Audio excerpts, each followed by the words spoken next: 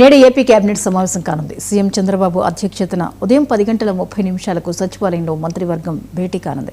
ఈ సమావేశంలో రాజధాని అమరావతి అభివృద్ధి, భూ సమీకరణలో భూములు ఇచ్చిన రైతులకు ఊరట కలిగించే అంశాలు, పారిశ్రామిక పెట్టుబడులు, కీలక సంస్థలకు భూ కేటాయింపులపై ప్రభుత్వం కీలక నిర్ణయాలు తీసుకున్నది. వైసీపీ పాలనా కాలంలో అమరావతి అభివృద్ధి పనులు మందగించడంతో కూటమి ప్రభుత్వం రాజధాని నిర్మాణంపై ప్రత్యేక దృష్టి సారించింది. రైతుల త్యాగాలను స్మరించుకుంటూ వారి సమస్యల పరిష్కారానికి మొదటి ప్రాధాన్యం ఇస్తోంది. ల్యాండ్ పూలింగ్ కోసం భూములిచ్చిన రైతుల భవిష్యత్తుకు భరోసా కల్పించడం ద్వారా మిగతా ప్రాజెక్టులకు సైతం సానుకూల వాతావరణం ఏర్పడుతుందని ప్రభుత్వం భావిస్తోంది.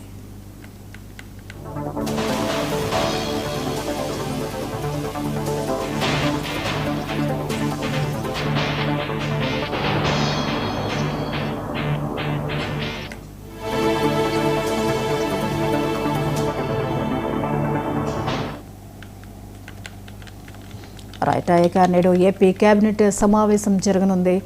సీఎం చంద్రబాబు అధ్యక్షతన ఈరోజు ఉదయం 10:30 సచివాలయంలో మంత్రివర్గం భేటీ కానున్నట్లుగా తెలుస్తోంది.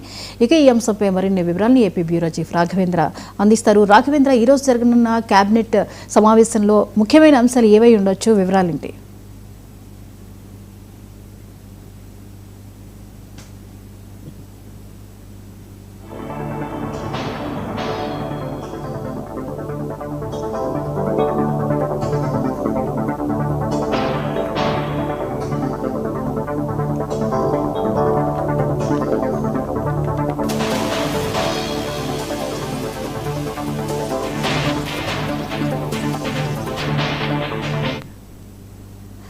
రాఘవేంద్ర, ఈరోజు ఏపీ కేబినెట్ సమావేశం జరగనుంది. కీలక అంశాలపై చర్చ జరగనున్నట్లుగా తెలుస్తోంది, వివరాలేంటి?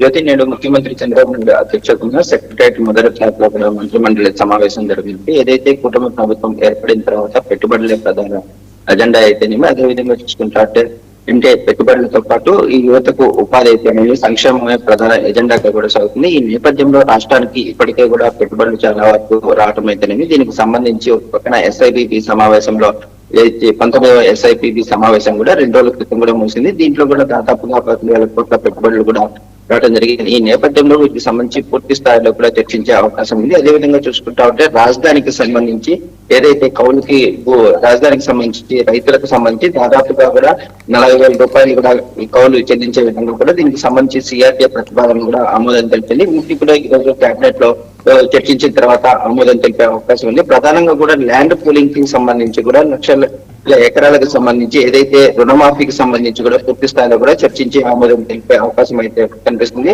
అమరావతిలో ఫిషరీస్ శాఖకు సంబంధించి ఆధునిక అక్వేరియం అయితేనేమి, దీనికి సంబంధించి కార్యాలయానికి 2 ఎకరాల భూ కేటాయింపు కూడా ఏదైతే సిఆర్టీఐ కూడా ఆమోదం తెలిపింది. దీన్ని కూడా ఈ రోజు ఒక పక్కన చర్చించిన తర్వాత ఆమోదం తెలిపే అవకాశం అయితే కనిపిస్తుంది. ముఖ్యంగా చూసుకుంటా ఉంటే ఆర్ట్ ఆఫ్ లివింగ్ కి సంస్థకు దాదాపు 7.4 ఎకరాల భూమిని సంబంధించి కూడా కేటాయింపుకు సంబంధించి కేబినెట్ కూడా ఆమోదించే అవకాశం ఉంది. సిఐఐకి సంబంధించి 4 ఎకరాల భూమి కేటాయింపు సిఆర్టీఏ అథారిటీ కూడా ఇప్పటికే కూడా ఆమోదించింది. దీనికి సంబంధించి కూడా కేబినెట్ లో చర్చించి ఆమోదించే అవకాశం అయితే కనిపిస్తుంది. అదేవిధంగా కూడా చూసుకుంటా ఉంటే దాదాపుగా అంటే ఒక పక్కన ఇంటర్నేషనల్ ఎయిర్పోర్ట్స్ అయితేనేమి, స్పోర్ట్స్ సిటీ అయితేనేమి, దీనికి సంబంధించి 300 ఎకరాల ఇనాము దేవాదాయ భూముల బదిలీలకు సంబంధించి కూడా ఒక పక్కన కేబినెట్ కు సంబంధించి పూర్తి స్థాయిలో చర్చించిన తర్వాత ఆమోదించే అవకాశం అయితే కనిపిస్తుంది. ప్రధానంగా కూడా ఏదైతే ప్రతి కేబినెట్ సమావేశంలో ఏదైతే ఒక పక్కన సంక్షేమం అయితేనేమి, అదేవిధంగా చూసుకుంటా ఉంటే రాజధాని అమరావతి నిర్మాణ పనులకైతేనేమి, రాష్ట్రంలో ఎస్ఐపిబికి పూర్తి స్థాయిలో కూడా ఇండస్ట్రీస్ కి సంబంధించి పెట్టుబడులకు సంబంధించి, అదేవిధంగా చూసుకుంటా ఉంటే భూముల కేటాయింపుకు సంబంధించి కూడా పూర్తి స్థాయిలో కూడా చర్చించి ఆమోదించే పరిస్థితి ఉంది. రానున్న అంటే ఇప్పటికే కూడా కూటమి ప్రభుత్వం ఏర్పడి 2 సంవత్సరాలు పూర్తి అయిన నేపథ్యంలో కూడా ఇంకా 3 సంవత్సరాల్లో కూడా పూర్తి స్థాయిలో కూడా ప్రతి ఒక్కరికి కూడా సంక్షేమ ఫలాలు అయితేనేమి, అదేవిధంగా కూడా యువతకి ఉపాధి అందించాలనేదే ప్రధాన లక్ష్యంగా కొనసాగుతుంది. ఈ నేపథ్యంలోనే చాలా వరకు ఇన్వెస్టర్లు కూడా రావడం జరిగింది. అదేవిధంగా చూసుకుంటా ఉంటే గత సంవత్సరం నవంబర్ లో కూడా సిఐఏ సమ్మిట్ జరిగింది. ఈ నేపథ్యంలో కూడా లక్షల కోట్ల పెట్టుబడులు కూడా రావడం జరిగింది. వీటి ద్వారా ఉపాధి కూడా యువతకు ఉపాధి కూడా లభించే పరిస్థితి. ఈ నేపథ్యంలో మరోసారి ఈ సంవత్సరం నవంబర్ లో కూడా మరోసారి సిఐఏ సమ్మిట్ ఏపీలో విశాఖపట్నంలో జరిగింది. దీనికి సంబంధించి ఇప్పటికే కూడా ఒక పక్కన ముఖ్యమంత్రి చంద్రబాబు నాయుడు అయితేనేమి, అదేవిధంగా కూడా మంత్రులు అయితేనేమి, మంత్రి నారా లోకేష్ కూడా వివిధ దేశాల పర్యటనలో కూడా పెట్టుబడులకు సంబంధించి పూర్తి స్థాయిలో కూడా విదేశీయులు అయితేనేమి అదే విధంగా కూడా విదేశీ ఇన్వెస్టర్లను కూడా సంప్రదించి చర్చల్లో జరుపుతున్న పరిస్థితి. మొత్తం మీద చూసుకుంటా అంటే వీటికి సంబంధించి భూ కేటాయింపులు అదే విధంగా చూసుకుంటా అంటే ఇన్వెస్టింగ్ కంపెనీలకు సంబంధించి ఆమోదం కూడా తెలిపే అవకాశం అయితే కనిపిస్తుంది.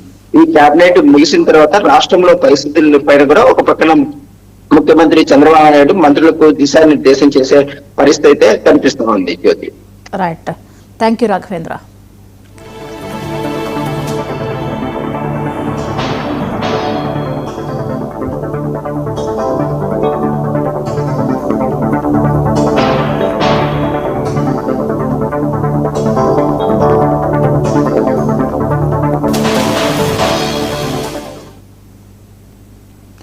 ఉత్తరాది రాష్ట్రాల్లో భారీ వర్షాలు పడతాయని భారత వాతావరణ శాఖ హెచ్చరికలు జారీ చేసింది. భారీ నుంచి అతి భారీ వర్షాలు పడతాయని తెలిపింది. నేడు ఢిల్లీకి